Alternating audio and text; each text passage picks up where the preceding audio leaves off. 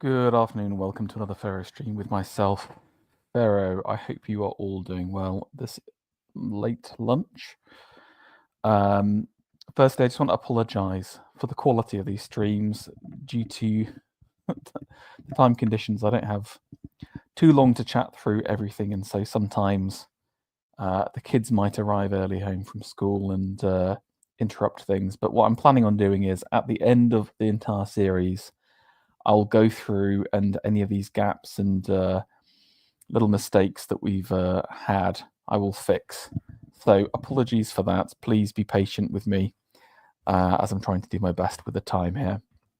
But we've got a new year, 1924, and if we can get things going, I would say we're starting to see a couple of the changes coming through. Definitely feels like the last kind of threads of Edwardianism, PRBism are dying out, and there's a few more interesting works. I think certainly sculpturally, the kind of post-academic new sculpture stuff is giving way to some other bits. So all in all, some kind of interesting moves. Once again, we've got an hour to go through all of this. So let me get cracking. But I think you'll find that 1924 is a brilliant year. And we're going to start off with another classic Orpen painting. Now, I'll tell you that I was recently at the National Portrait Gallery, and there are shockingly few Orpen paintings there, I think. I didn't know whether it's the space, but I found, I don't know, three or four. And I think for me, he, again, maybe our greatest male portrait painter. And this is from the Viscount Wimborne. I was not able to find out much information about him, but I think he's a Order of the Garter. You can see across here with the badge. But and they've got him in this kind of like evening dress outfit, maybe a collegial or something like that. He's wearing a cloak at the same time, cane in hand, top hat, and gloves on the background. So it looks like I think maybe this is an opera cape. Again, I'm not fully au fait with high society dress in the 20s, but it's a very casual portrait. They've got him sitting and resting up on the side here, and his hand is leaning on his legs. You've got him sort of bent over. So again, this is not that kind of, if you remember the Cope painting from last time, there's not this kind of rigidity. The post-World War One, I think one of the biggest shocks has been the kind of frankness, the openness, and it's not necessarily about I guess kind of dumbing down class values, but more about having a bit of an easiness and relaxed attitude to things. Again, I'm imagining kind of officers in the mess during the trenches. You're not going to have that kind of formality and stiffness that you'd get in high Victorian society. So I think it's kind of reflecting a little bit of that. But I think it's a great painting. Really captured the this kind of jauntiness, the interestingness of the Viscount here, and he seems like a very amiable chap. So lovely one to start off with.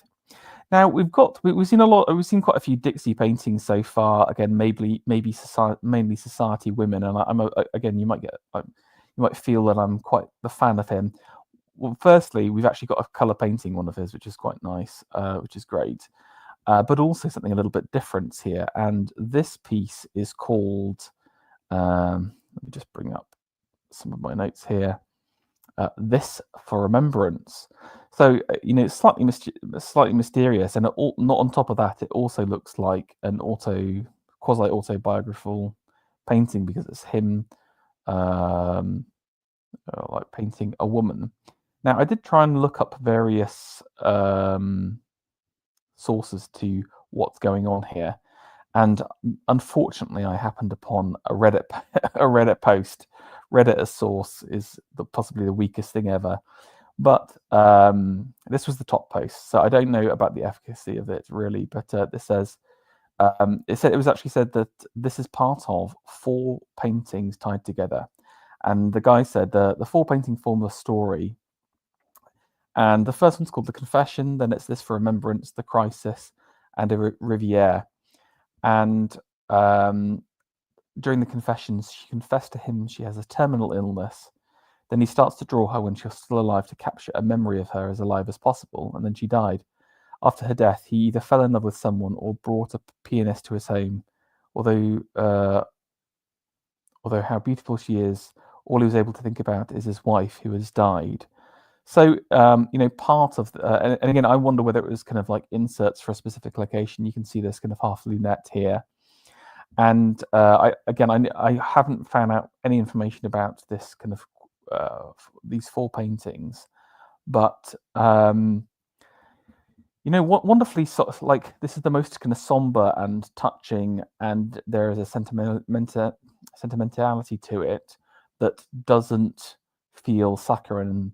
There's a hauntingness to it, and we've got kind of Dixie placing himself in the painting here. And what I like about it is a lot of his female sitters have this kind of ethereal, sickly nature anyway. But literally, she is terminally ill here. He's catching her last moments. He's also telling us something with the color palette here. It's yellows, greens, and whites, and actually the darkest color is the most alive figure here. He's almost kind of disappearing into the darkness. Her pose, again, if you were to remove the head, could have looked like a beautiful sleeping repose, but I think there's definite pain and sickliness in the face, and you can start to see the gauntness in the cheeks across here. So really, really sad, and there's a real haunting face from Dixie here, which is simultaneously looking and assessing at the figure for his painting, but also seeing her decline at the same time.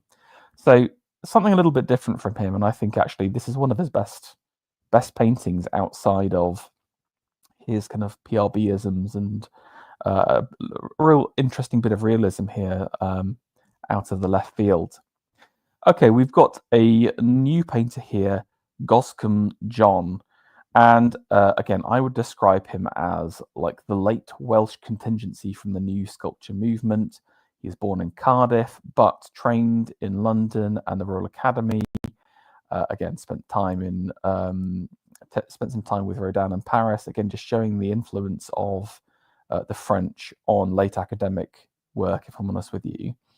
And I would describe Goscombe John as kind of part New Sculpture, like quasi-fantasy, a little bit PRB, but also I would say he's highly nationalistic.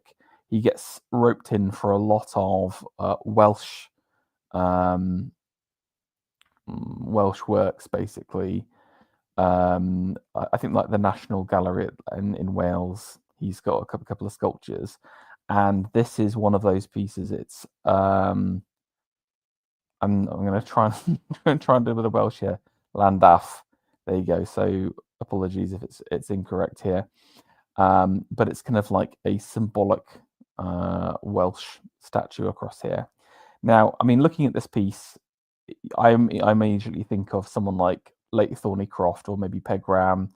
They this kind of like post academy sculpting, which has got these kind of fully robed figures. I mean, I do really appreciate and admire the level of skill and depth of the kind of robage going on here.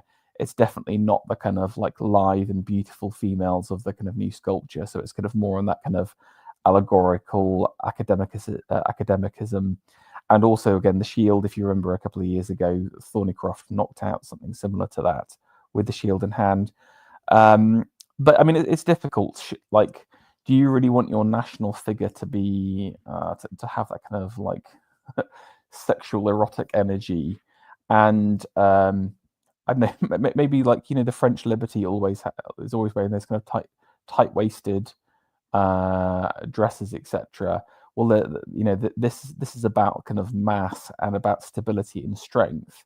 And I really like the kind of look in the face. I actually think the face and the hand here are some of the best parts. I feel like this is just too too massy and too bulky. Sorry to be crass, but again, almost like a burqa or something like that.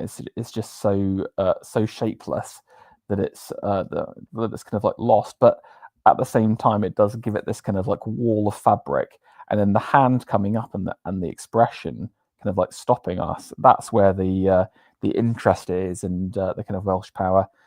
And I quite like that about it, that it's kind of like an unapologetically unerotic female sculpture, all about fortitude. If you ever see, I'm trying to think, like I think Giotto does a series. You know, there's the seven virtues and the seven vices. For example, one of the virtues is fortitude, and she's always shown with like a gigantic shield and being a bit of let's say a heavy set woman. There's definitely something he's leaning into that kind of fortitudinal allegorical vein with this figure, but I'd say the face is very noble, and I really like the face in the hand here. Really interesting piece, and it's good to have some kind of Welsh contingent. This isn't even one of his best works. I think this is kind of like average plus for Goscombe, and we'll see some more stuff. Now, something a little bit different like I would say that the Academy is not interested in handicrafts and designs anywhere near as to what was going on. You know, if you think about the Arts and Crafts Society made in the 1880s, from the 1880s to the 1910s, there is this huge wave of design, which has basically been totally ignored by the Academy. If you check out something like the Studio magazine, which was made alongside the Arts and Crafts Society and the Art Workers Guild, there you're going to see things like book design and illustration and more designery kind of stuff. But we have our first kind of academic design coming through, and I think the reason why it's kind of used is both the figure, which is Anning Bell. I think we haven't seen anything from Anning Bell yet, so I'll give a little bit of a background to him. He is primarily a painter, but he is also an illustrator and a designer. So he does a lot of these kind of like monumental designs. Born in London, trained at Royal Academy in Westminster. Spent a lot of time with Frampton Senior, Sir George, as well. So he's tied into the kind of new sculpture kind of movement. And again, a lot of the places where Frampton's work is used architecturally, he gets pulled in from a design perspective, does some amazing stained glass, does some amazing mosaics, just like this piece we're seeing here. And I guess the reason why this piece in itself is so significant is that it's used in the Palace of Westminster. So obviously, Palace of Westminster is like, AKA Parliament, the Barry building, obviously built in 1846, I'm going to say. But what I like about it is that the palace continually gets work done onto it up into the 20s. And these mosaics end up in the St. Stephen's Hall. There's like this hallway, which is, I would describe it as an artistic overload. You have to go there if you've not had a tour and you're in London. It's really worth. I would definitely say going around the Palace of Westminster is worth the money to get round. And I've been in the hall, and I didn't actually notice the mosaics because the place is, I would say, overwhelming with art. There's sculpture, there are these amazing wall panels, and that's what your eyes are drawn to. But if you look up on the roof, there are these mosaics, and what we've got is allegorical representations of the countries of Great Britain here. We've got St. Patrick for Ireland, St. Andrew for Scotland here, and I've managed to dig out pictures of the works themselves being finished. And actually, I have to say that stylistically, Bell really does capture something here, especially if we go back here to the woman. Annoyingly, he doesn't say who the figures are, so apologies. You can see it's St. Columba and St. Bridget or St. Bride here on the right for Ireland, and I'm not sure who the Scottish figures are, but the woman on the left-hand side, there's definitely, I think that's something very special. Oh yeah, I was going to say that Bell does the mosaics in the Horniman Museum, if you've ever seen that as well. So, you know, he's known as a kind of a late kind of mosaic artist. I feel very inspired by Byzantine, late Byzantine works, Hagia Sophia, like maybe a little bit of the Ravenna mosaics as well, but it's definitely in the Byzantine vein and not in the Roman vein, in my opinion here. And you can see he's got these kind of two columns either side. The use of gold for the background. St Andrews, I think is a nice figure, but like I said, overwhelmed by this really interesting figure on the right hand side. She looks brilliant. I love how he's using shadow and the different mosaics here. The color schemes as well. These kind of jewel tones. Yes, it's blues. It's these kind of deep reds. Really nice bit of late mosaic here. And I would say that this is probably some of the best mosaic work during this kind of period. Maybe this is like the last great mosaic work in Britain, actually. Right, now we've got Patrick here. I mean, it's interesting to see how the schemes change. I feel like the kind of the lander, I don't know what this is at the top, changes quite a bit across here. But again, I love the female form here. The St. Bride here looks brilliant. Patrick, I'm less keen on, again, if I'm honest with you, but I love the beard here for Columba here.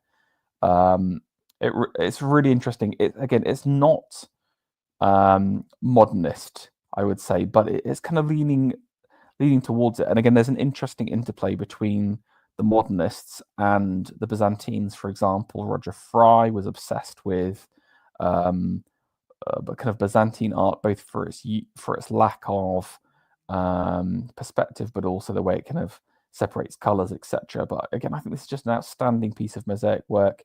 You've got this kind of intricate Celtic design, including the what's it called, the shamrock here on the background as well. But yeah, really love it. Nice piece of design and something a little bit different from the group here. Right, we've got again, I think a real lost masterpiece again, and this is from Reed Dick again, and this is his Pieta, which is obviously the most well-known one is Michelangelo's. So as soon as you're doing a Pieta, I mean, you're setting yourself up. I mean, you've got to have some serious confidence, I think. But this is really like the kind of the coming up to the peak of Reed Dick's career at this point. He's produced some really lovely kind of female mother figures. So in my mind, he's contemplating motherhood. How do you contemplate it even further with a Pieta here? This is in St. Paul's, so this is the kind of finished piece. And I think this is a real like modern masterpiece, which is totally forgotten about. And this is going to be unpopular. I sort of prefer it to Michelangelo's piece, and here is why. I have a real problem with the massiness of Mary Mother in the background, and Michelangelo's faults, in my mind, is that he just never captures the womanliness of women. I sort of like his kind of bulky, chunky women when he uses it architecturally and structurally. I think there's a place for that in the kind of spandrels, etc., that he uses them. But the figure of the mother is like lost in the kind of clothing, while I think Reed Dick really kind of pulls back the kind of the massiness and all the fabric, and also has this definite pose, because again, Christ in like Michelangelo's Christ sort of sits on all of these robes, while you can see the kind of the knee of the mother protruding through. I mean, I would say that the Michelangelo's Christ is truly sublime and does beat Reed Dick's here, but this is such a beautiful rendering. It's got everything that you're going to be looking for a Pieta here. I mean, just his attention to detail for the anatomy, for example, is a masterclass. But I think just the figure of the mother here, it's actually such a strong pose, and again, I think it's a bit of a challenge to the kind of flaccid weeping mother of Michelangelo here. She's got like the kind of knee forward, I think, is like quite powerful, really, and she's holding his entire weight in her hands, which you wouldn't expect a woman to do. And just this tender moment where she's pressing her head against his hand, I think is totally sublime, totally brilliant. It's got, but then it's got the realism, but then it's got Reed Dick's kind of Mestrovichian thoughts on fabric and cloth coming through here, where again you've got these kind of like sharp curves and folds creating kind of pattern and shape, and there's a definite kind of triangular like element to the composition, giving it that kind of pointed and pointing figure. You know, I've been around St. Paul's and I didn't notice this, so I feel like this has had a very poor placement, and it would be a better respected and well-known piece if it was placed in a better location. But I'm going to try and visit it sometimes. I'm going to do maybe like a St. Paul's tour and see it face to face. But I think this is a really great piece, very powerful, underrated sculpture here from Reed Dick. Yeah, very nice. Okay, on to a landscape. Sidney Lee. We've seen some of his pieces before. In terms of kind of his kind of rocky landscapes, again, I think his stuff is really interesting. It's very, very graphic. It's all about kind of sharp ends and pointedness. But he definitely kind of transmutes into different phases. And again, he's well known for his woodcuts and etchings. And we're going to start to see him move away from his kind of like rocky landscape period into his etchings and woodcut period. And this is another painting, but it kind of coincides with some of his work. We can tell instantly where this is. My beloved Doge's Palace. Any Ruskinite fans will recognize this instantly, placing us in St. Mark's Square. The piece itself is called Night in the Piazza, so he doesn't give us a clue, but anyone will instantly recognize the Adam and Eve sculpture on those great stones of Venice here, and the little balcony across the top. And we've got this kind of picture of a couple of maybe homeless people or drunkards sitting out and having fun. Oh gosh, in the hot Italian night here. And so it's a dark piece. It's contemplative, but again, it's very different to some of his kind of rocky sculptures. But I mean, is this really that far from some of those pieces where you've kind of got all the kind of layers of rock built up here? And then this will be one of the columns. I think there's the St. Mark's Lion at the top of this. It's like a colonnade with a sculpture on the top. So it's actually not too far away, but you've got to see the Sidney Lee late phase as all about, again, this is super chiaroscuro, really. It's kind of like darkness and light, but what kind of light is it? It's really this kind of greeny moonlight here. Again, I like how he's using the kind of reds of the red brick here at the top, if you know anything about the palace, and the column here matched with kind of blues and greens. It's almost like a Toulouse-Lautrec'ian like palette or something like that. You know, these kind of like acid colors here, but you know, so it's really quite a departure from some of his other bits of work. But I really like it. Another standout piece for me. Okay, I think we've got another. No, according to this, we've covered Richard Jack already here. This was just a nice painting by Jack here. Nothing too special. Just I think they're like an above plus portrait, so I won't linger too long on it. But this one's kind of interesting. So this is the Marquis of Londonderry by John Lavery. Now I was saying I've been going on about Lavery for a little while, saying, oh yeah, just keep on waiting. He's going to come into his stride. I think from this point, for me, he starts to kind of get beyond his sloppy sergeant phase and into something a little bit more definite, a little bit more characterful. I think it's actually being influenced by orphan, if I'm honest with you, and the kind of more characterful male portraits of from him that he's pulling through. And I think this gives some real verve and some interesting some interest, and really kind of shows off the character again. Well, who is the character? I managed to do a bit of research. This is the Marquis of Londonderry, so obviously Londonderry in Ireland. He was a British peer and politician, Secretary of State of Air in the 1930s. I think he was cousin with Winston Churchill, so again showing kind of his long-standing hereditary background, but was also this kind of like quasi-eccentric figure. Interestingly, he was one of the figures that tried to negotiate for peace with the Nazis during the war, but was eventually removed from office and stripped of his title. He was opposed to home rule for Ireland as well.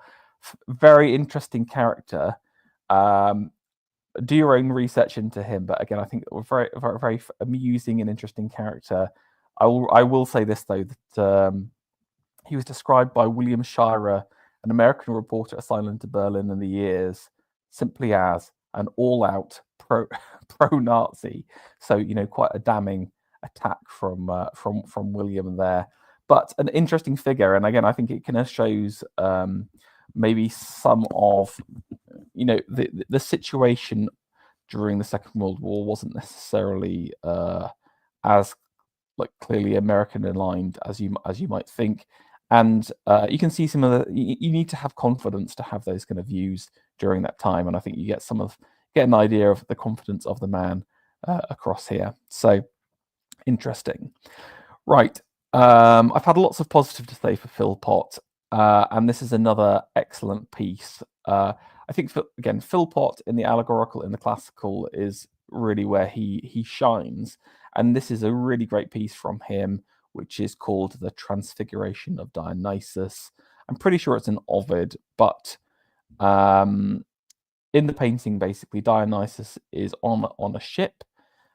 He's tricked by some sailors, but they eventually kind of show that they're pirates, and they intend to sell Dionysus into slavery. But what they don't know is Dionysus is a god, that young god. And to get back at the sailors who scheme up against him, he transforms himself into a lion, which frightens the sailors. They jump into the sea, and then the sailors themselves are transformed into dolphins. So, additional interest. So we've got a couple of figures here. We've got, obviously, Dionysus here, and there's another figure here in the background. Let's talk about Dionysus first. I mean, you've got some of that kind of Philpottian homoeroticism that we mentioned in the Suitors. But again, I feel like this is very much in good taste here. This is the kind of the kind of like good side of kind of showing off the male physique, but also kind of alludes to the fact that he has just been transformed. So it does work. I mean, we have to say something about the face and the eyes here. I mean, that they are crazed. There is a yellowness in the eyes. Again, he's got the kind of lion's eyes. I wonder whether he's kind of hinting about, has he been transformed? Have we kind of, obviously he's in human form right now, but is the transfiguration merely an illusion, or does it actually happen? And again, maybe it's these kind of little features like the illusionary qualities of the eyes, or this kind of deep red hair, which is almost like a lion's mane across here, or the hand, which looks like a lion rampant pouring out. And we've got the kind of the ivy staff here on the right hand side. So I really like this concept of Dionysus as ginger, as ginger here. The face, however, is not kind of like this roaring, scaring face. It is kind of like tilted, kind of like angry, fearsome at the same time. So while you've got this kind of quasi, dare I say, even a little bit something camp about Dionysus here, there is still some real strength and mystery to him. I also like the kind of pose coming across here. It's a little bit awkward, but maybe we've kind of imagine you're a sailor and you've seen Dionysus transform before you and he's just turned back. Now, the sailors themselves, you can see represented on the left-hand side. There's something interesting about the placement here, because rather than clearly on a ship, yes, we can see the sea, but we can see the rocks on the right-hand side, and I get and you're sort of surrounded by these kind of verdant groves and leaves and trees, etc. So I don't know. Maybe it's a different. Maybe he transforms not on the boat or something like that. Maybe I've missed the reading, but he's placed him inside the kind of the trees of land, and this sailor kind of hurtling down. Again, these kind of semi-nude men, but the pose is brilliant here. It's such an awkward thing to kind of show a sailor throwing himself into the sea. But he's kind of got this kind of it's simultaneously powerful and then fearsome at the same time. The legs kind of one before the other, like a powerful diver, but the face it's kind of descending into blackness and fear and darkness. So I think Philpott's kind of caught this kind of moment of madness from the sailors so beautifully. And then, of course, these lovely dolphins in the background, kind of alluding to their ultimate transformation. We've got to talk about the colours of this. There's something very Reynoldsian about the colours. I think, you know, all of these kind of deep purples, the blues, etc., immediately makes me think of something out of that Joshua would pull together, but very un-Joshua-like in its structure. The actual colors as well are so well balanced, because you've got blues, greens, reds, yellows coming through. So there's kind of two major axes of color, but it's all balanced well. I also love the kind of either is it sunrise or sunset behind Dionysus, showing that kind of like maybe post moment of light and brightness, and the kind of the lion as well. But again, this is one of my favorite Philpott pieces. Totally brilliant. Really shows his mastery. Shows again he's interested in this kind of post-symbolic world as well, but painting in a kind of more realist academic style, I would say. Really cool. Love it. Okay, we've got a piece from Frampton. I think I haven't actually mentioned anything about Frampton to date, but Frampton is one of my favorite new sculpture guys. This is very late Frampton, so that's why I included it in there as more of a kind of a shout out. This is kind of like his fading light here, and Frampton does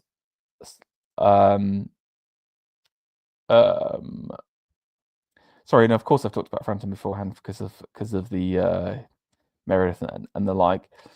Frampton, in my opinion, is one of the best female sculptors of all time, just hands down, both from a portrait perspective and also kind of allegorical and metaphysical. So again, his women are always just so beautiful, so accurate. But he definitely towards right at the end of his life here, he's an old guy at this time. He does a series of portrait busts. If you ever go down to the Guildhall Art Gallery, he's got the King and Queen there. He's got a Chaucer, and in this kind of late period portrait canon, he's got this lovely picture of lovely sculpture of Lady Robert Brundle Bruce. I mean, if you've ever seen the Edith Cavil sculpture, which is sort of near Trafalgar Square by a war memorial, I mean, that is one of the greatest female sculptures of all time, in my opinion. But this is of a similar ilk, and again, just shows his skill as a carver with marble.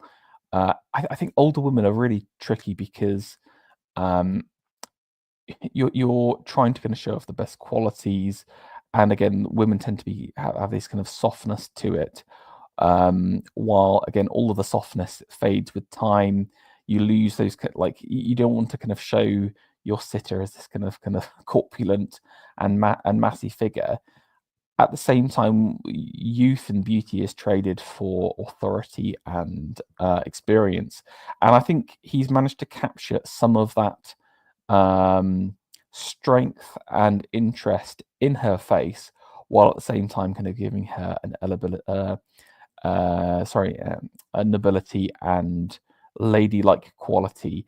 I would not want to mess with this woman here, and I would say this is not one of my like top 10 Frampton works, but I think still sculpturally definitely one of the best pieces from this year. Okay, another Cadogan Cooper again, the PRB turned portraitist. I'm not gonna go too much into this piece because I think this is something similar to that we had last year, but done less well. The young woman in in emerging from ermine.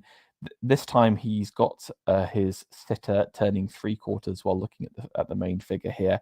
I would say this is not as good as the previous piece because the previous piece almost became something allegorical or something beyond portraiture, or this definitely sits too much in reality. But I like the name, I like the piece, Miss Boo Fanshawe. I think the use of textiles and fabric is sort of underrated in terms of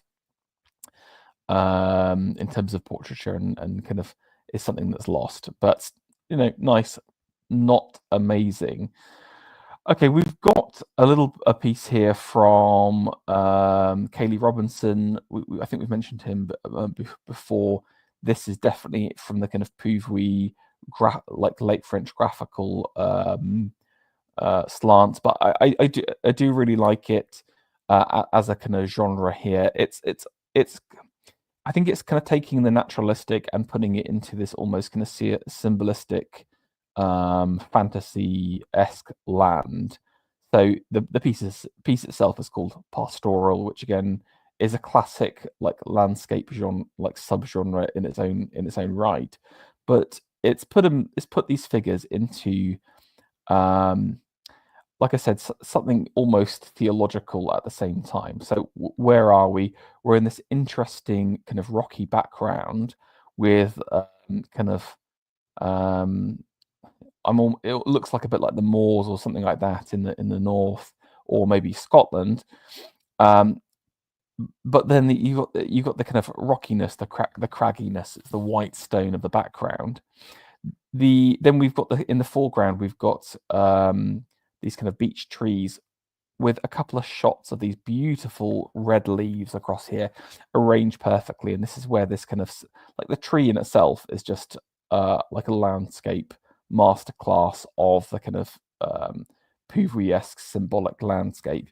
Again, when you think about these kind of purple graphic line over mass works, you immediately think of de Chavannes and that kind of style. But I really love the background here, where you can just get that Albonic mist, the little windmill shadow peeking in the distance, and the sun. If you've ever seen the sun during intense British mist, it is like a ball of fire in the air that you can look straight at, and it's kind of burning through the clouds, the mist, but it's still contained by it. The figures themselves are kind of interesting. Yes, it's this kind of pastoral shepherd scene. The kind of sheep feeding. I mean, there's this interesting line here. It makes this entire kind of foreground feel very unnaturalistic. That's where I think this is like it's a weird. It's like, yes, it's naturalism, but it's very unnaturalistic. Maybe there's some kind of like hidden allegory here. It's obviously lambing season. Lambs are coming out, and you can see this young girl holding a lamb while the shepherd and his wife, try and help the sheep out. There's a few, but like what's interesting for me is lamb seasons in spring, but you've got these kind of autumnal nature to the leaves. So and again, there were kind of reds mirrored between the leaves and the dress of the woman here. So there's something interesting about this. It caught me out immediately. Definitely of the Griffenhagen vein. If you remember back from a couple of years ago. But I think as a standalone shot, this is a great painting. I think Kelly Robinson doesn't feature that much, but I really liked this painting, and I thought definitely worth shouting out. Now, I was talking about how I think 24th, in my mind, marks a bit of a turn towards more daring pieces, and we've got Vivian Forbes here. Now, I get the impression that in my head he's like the lover of someone else, another gay lover.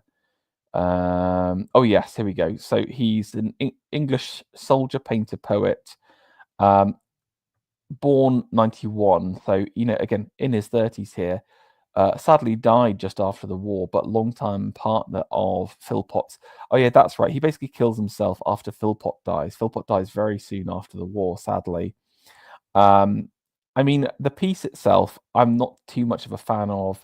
It's this kind of like Gauguin-esque, very kind of post-impression piece, but it's interesting in the fact that this piece was shown in the RA at this time, maybe because of Philpot's connections, but I think just showing the daringness. This is still 1924. Again, everyone's down on the RA at this time about it's stultified empire or whatever. But again, this shows to me that the Academy is being very daring and trying to push things forward in a new and interesting way, and I got to respect that. There's also something of the kind of Assyrian nature. Yes, the figures on the left, in my mind, could be straight out of a Gauguin painting, but the oxen look like they're out of an Assyrian relief, and that's kind of backed up by this kind of background here. Obviously, people of the Nile, rather than Assyrian, I should say Egyptian, but like early Egyptian, whatever, Second Kingdom or whatever. And you can see that the columns here look like they're straight out of the Temple of Karnak, those kind of fluted reed tops. Even though you can't see the detail, it's iconic. So, maybe these guys are pulling the bits of the temple together. So, but what I think it does show you is the increase of interest in the kind of like the Egypto-Assyrian works that are going on at this time. And again, like when we talk about Deco, again, I hate that term really, but British Deco is very influenced by the Egyptian and the Assyrian in terms of its kind of massiness and some of the motifs as well. So that's interesting that it's kind of coming through in the art as well. Right, we've seen a lot of Bertrand McKennell. I think he's had a banger every single year, and again, this is a good piece. I would say not the best, but it does, again, in terms of showing something's going on in the zeitgeist here. This is called the dawn of a new age, and we've got two figures here: one older figure bent over, and the new, younger, sprightly, thinner man stepping over him or emerging out of his back here. I have to say this picture isn't that great, so I got another one across here, and I think in profile, yeah, this has to be seen in profile. There's definitely something Rodin-esque about this figure across here. He is lost. He is definitely stronger. You can see, look at the kind of width of his muscles across here compared to the kind of sprightly, bright young thing springing forwards here. But he's sort of lost at the same time. There's something lost to kind of sadness, lost to nostalgia, lost to remembrances, while the new man springs forward into the new century, into the new year, into the new age that's coming. So again, I think as a emblematic piece of the post-war mood, I think there is remembrance, there is melancholy, but there is a definite decision to move forwards beyond that. I mean, again, figuratively, I really love the figure of the past here across here. I mean, again, that kind of folded in on oneself. I'd love to see this up close actually and get a full 360 view of it. I think this has to be seen in the round, but in profile it does look really good. He's got that kind of stride going on with the feet here, so it's definitely an interesting piece. Not my favorite McKennell, but I think really interesting at the same time. So now we've got a piece from Alfred Turner, who is again another young artist, lesser known. I would put him within the kind of new modern sculptures, like post academic. So he's definitely not a new sculpture guy. He trained under Pegram, under Bates and Thornycroft. He is academic. If you see his early work, it's straight out of a Thornycroft, like looks very Thornycroft-esque. But he definitely takes a turn in the 20s to try and create more, like to kind of return a little bit to more kind of classical Greek style figures, like almost archaic. And this is called the Vision. I've tried to find out information about it. Like you can tell it's a Turner instantly because his faces are very distinct. He renders the eyes in a very specific way, it enlarges the nose. Like it has that kind of academic brilliance to it in terms of like this is a very accurate human body, but then in terms of the pose and the face does something with it. What is the Vision? I don't know.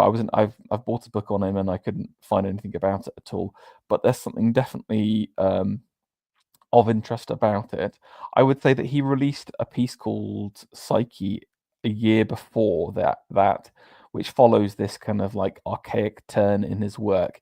And that piece you have to see again, that's a real masterpiece. The most fragile Psyche of all time. Really, like it's so far away from the New Sculpture guys.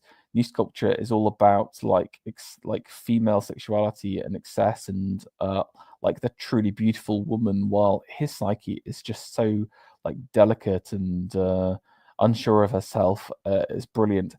It is kind of similar to the Vision at the same time. I think interesting piece. Turner produces like 2 or 3 pretty good pieces, so one to watch out for, so keep an eye on him. Okay, Adrian Stokes, we talked about him last time, I believe, as this kind of great landscape artist, but also again the greatest a great art critic in his own right. I've actually bought some books. One of shout out to Oriodamus, who has actually recommended a couple of books that he wrote on the Quattrocento. So I'm going to be reading those in the next couple of months or so. But we've got this really nice landscape. Again, this could have been straight out of that earlier, the Kaylee Robinson painting with the trees. Oh, have I accidentally deleted it? No, here we go. With the beech trees here, it's graphic. We've got the sheep in the foreground, but it's called A Ring of Cypresses. I was trying ages to find this in color, couldn't do it, but I did really like the piece here. Now, I mentioned Griffin Hagen and his graphic style before. Interesting, like naturalist piece here. This is called the wine presses here, and you've got. I mean, is it naturalistic? There's something interesting about it in the fact that it's obviously not. It's set in provincial France, for example, but feels to me more at home in a Greek setting. You can see the women in the background with their kind of robes, etc. So there's a definite Med vibes going on here, and the women being nude themselves. I mean, one thing I would say is this definitely feels very Gauguin-esque with these kind of heavy-set women. Look at their chunky thighs and powerful calves here. This is not about kind of like some kind of pervy like voyeuring. It's about women at work. And I really liked it. Like again, I really wish we had this in color. I couldn't find it. You've got these kind of 3 central figures. You've got the kind of women in the background, like taking the vines down from the trellises, and so there's a couple of like foreground background action going on. I would have loved to see the colors in this because Griffin Hagen is a real master of colors, a master of line as well. But really interesting piece. Definitely one of the kind of better pieces from the year. Okay, on to another Shannon piece. I mean, I never really connect with Shannon in a big way. I put this stuff in there because he is interesting. He is working on the kind of classical. Again, maybe it's like my anti-Pooty action across here. We've got the birth of Venus here, of course, famously emerges out of the sea here. I mean, I quite like this because it's sort of anticlimactic. If you think about Botticelli's emerging on a seashell, that's Venus making an entrance there. That is Venus saying, "I am the queen and I'm the goddess of beauty, and you will bow down to me." While Shannon's Venus is much more coy here. You've got this almost kind of sleeping beauty arriving in the tide. You can feel the gentleness of the waves slowly pulling her forwards. She's covering her modesty with her hand. Yes, she is this stunning beauty, but she's obscured by the waves at the same time. There is almost kind of like a revealing that's going on, and I quite like that idea where this is Venus half formed, half emerging.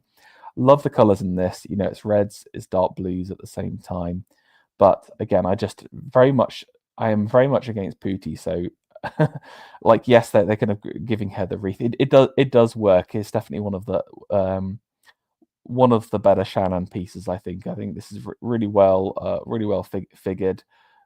Gorgeous colors, and I think a really cool concept for a well trodden ground here. So nice piece. This is actually for next week, so sorry, shouldn't have put that in there. Okay, we've got another Frampton piece from Frampton Sun, Meredith here, portrait of the artist. You know, a nice self-portrait from Frampton here. I always like putting Frampton works in there because they are so standoutish.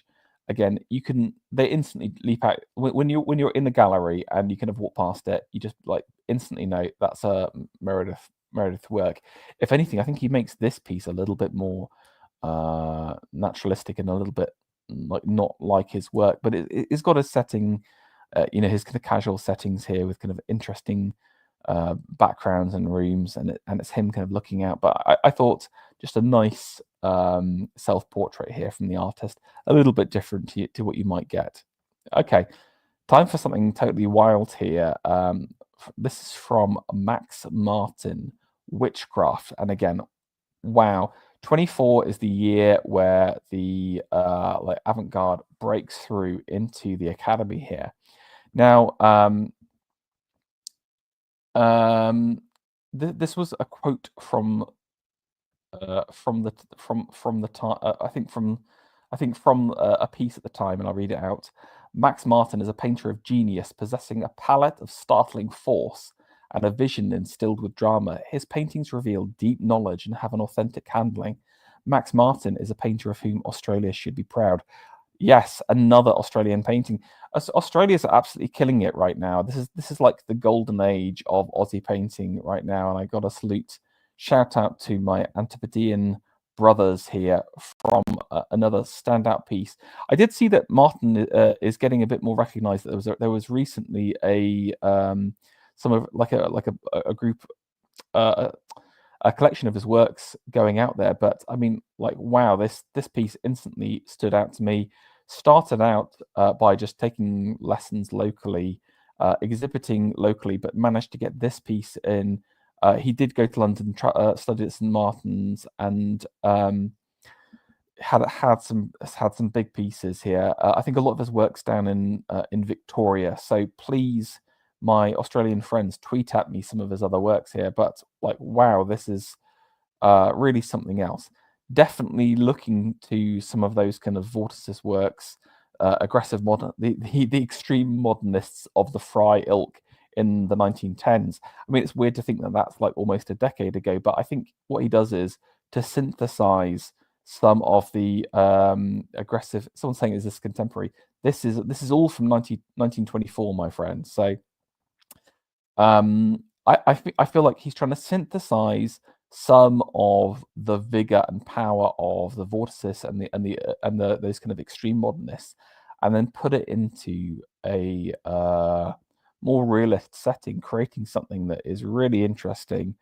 Definitely should, like, I'd never heard of Max Martin before seeing this painting, and I think he should definitely be looked up more.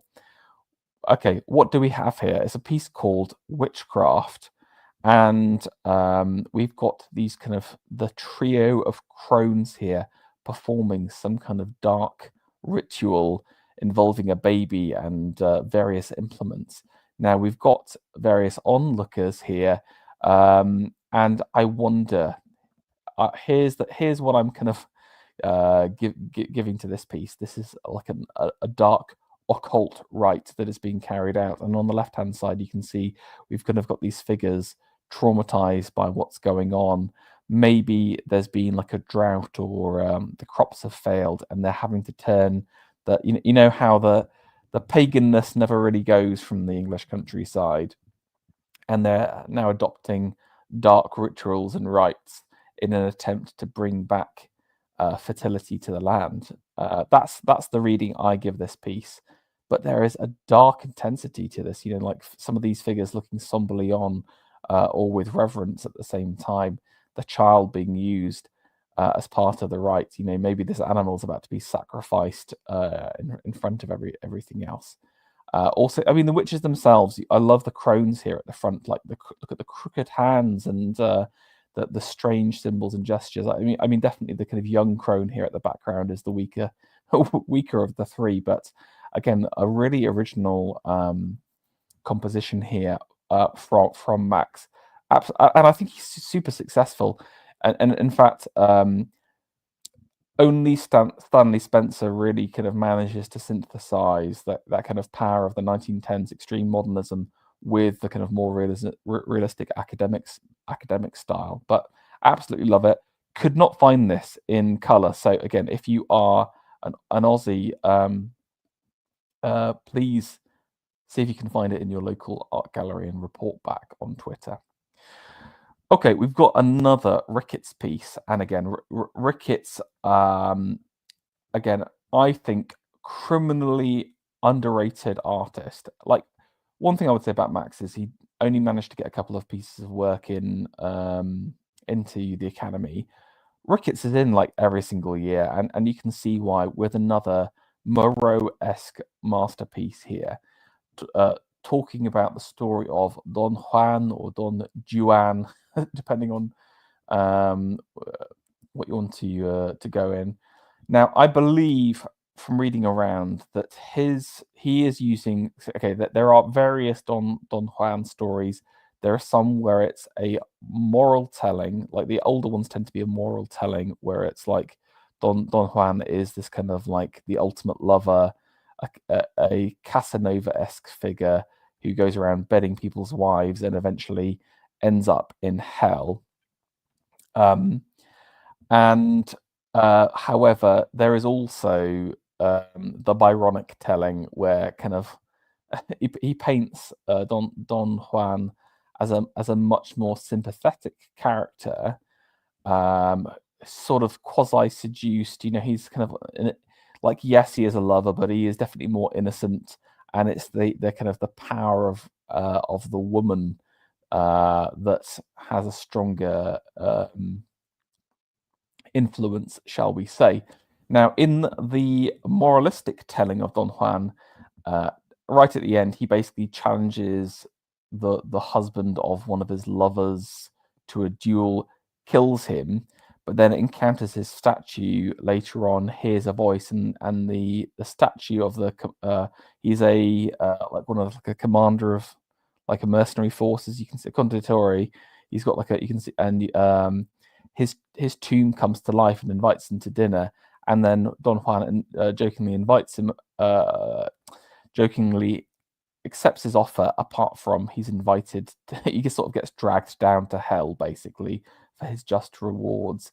And we're seen here with this moment where the exceptionally handsome chiseled features of Don Juan here in his puffling pants, his contrapposto pose, is speaking to the tomb of the commander.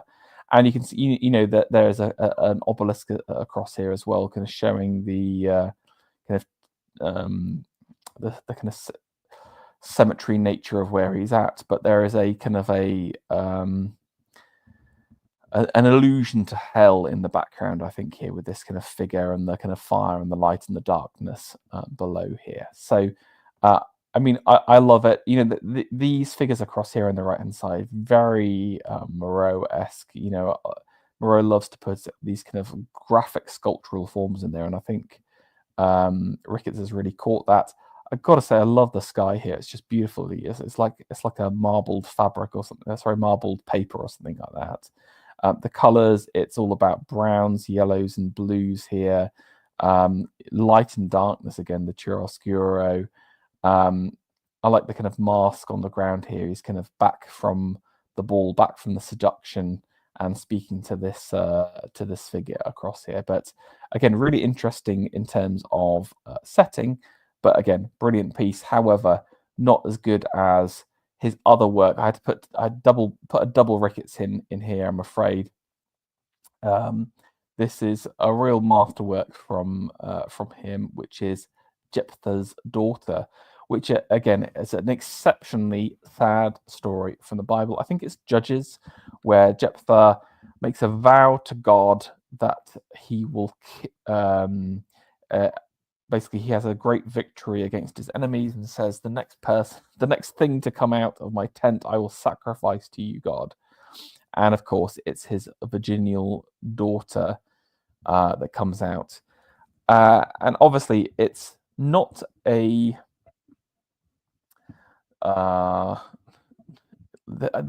it's almost like a moralistic telling about like the danger of vows, the stupidity of man, and his pride and arrogance. Like, what did he expect was going to come out of his own tent? Like a fattened calf. He was not expecting his daughter to come out there, but what a stupid thing to do. Rick, the daughter asked to go for, I think it's like a year or 6 months with her handmaidens to kind of mourn for her virginity and her life before she's sacrificed. And again, it's something not treated very often, but Ricketts has caught this kind of band after the party. This is like after the mourning has happened, after the sadness. It's kind of like beyond. This is a piece beyond sadness and beyond melancholy. You can see the fire has burnt out, the new day has dawned. Maybe this is the day of sacrifice, and there are some figures in the background here. You can't quite see what's going to happen, but maybe she's about to be killed by her father here. But it's kind of like melancholy to fatigue and beyond. And here, I think we have Jephthah in the middle here. She is looking up to God, and I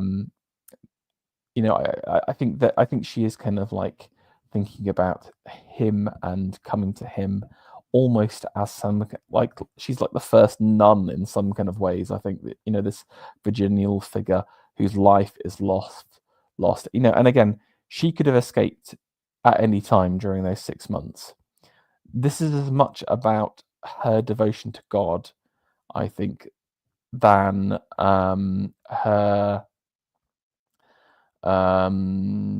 than Jephthah as well. This is about her as a figure that is giving herself up.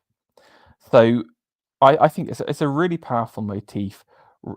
Ricketts manages to, as a gay man, manages to capture these kind of female figures and female sadness so well, and a really brilliant conditioning. This is very un-Moreau-esque, I would say. This is sort of going beyond it, and that's why I think this is definitely one of Ricketts. Rickett does tend to be a little bit too within the kind of Moreau world, but this is a definite step out while still kind of being rooted in there, creating a really brilliant piece. Okay, new artist here, and we've got something from Harold Speed here. Now, Speed may be of note to people from some of his works, his manuals. I've got to say that my hour is up, so I might have to stop at any time, just as a warning. But I'll try and hunt. I'll try and get through as quickly as possible. So I first knew him from some of his drawing manuals, but I think he is a really brilliant artist in his own right. I've got to say that some of Speed's draftsmanship is literally otherworldly. He is again, is this a bit too much? I think some of his draftsmanship is the greatest at this period, but he also does portrait, landscape, and also these kind of allegorical pieces. I would say that this is one of my less favorite pieces from it. It kind of sits between the kind of the more kind of Pouvry style, like an emphasis on line and color here, but his figures can sometimes be a little bit too saccharine for my taste, if I'm honest with you. I prefer some of those other kind of more graphic pieces. But I think I just want to kind of show you that Speed is he's getting pieces into the RA. He's kind of getting out there, and keep an eye out, because I think there's some really good pieces from Speed later. Okay, I haven't had a bit of portraiture from a while. This piece is by John A.M. Hay. He is a Scot. Does these kind of like quite realistic pieces, really, but this one really caught out You've got jeunesse, a young girl, but I really liked it for its kind of intensity, the handwork down here, the kind of light. It's lit from below as well, which made it really stand out. Um, Again, not a huge amount to say here, but just a really nice portrait. Just 1 second. Okay, I've got 5 minutes left. I've got another Morley here. This is again Morley in his kind of sculptural, modernist, deco-esque, but also naturalist vein.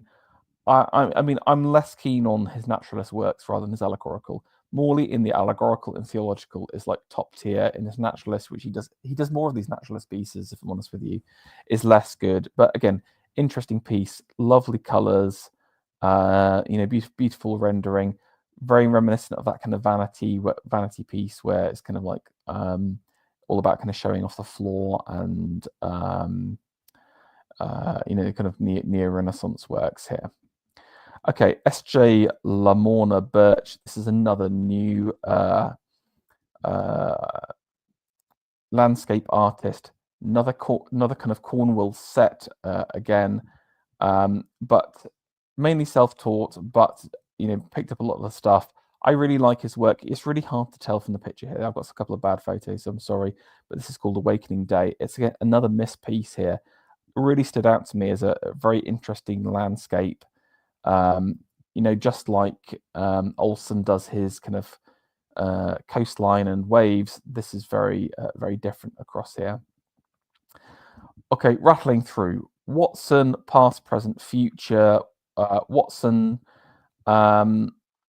he's really known as an impressionistic, does a lot of portraiture, and this is one of his rare allegorical paintings.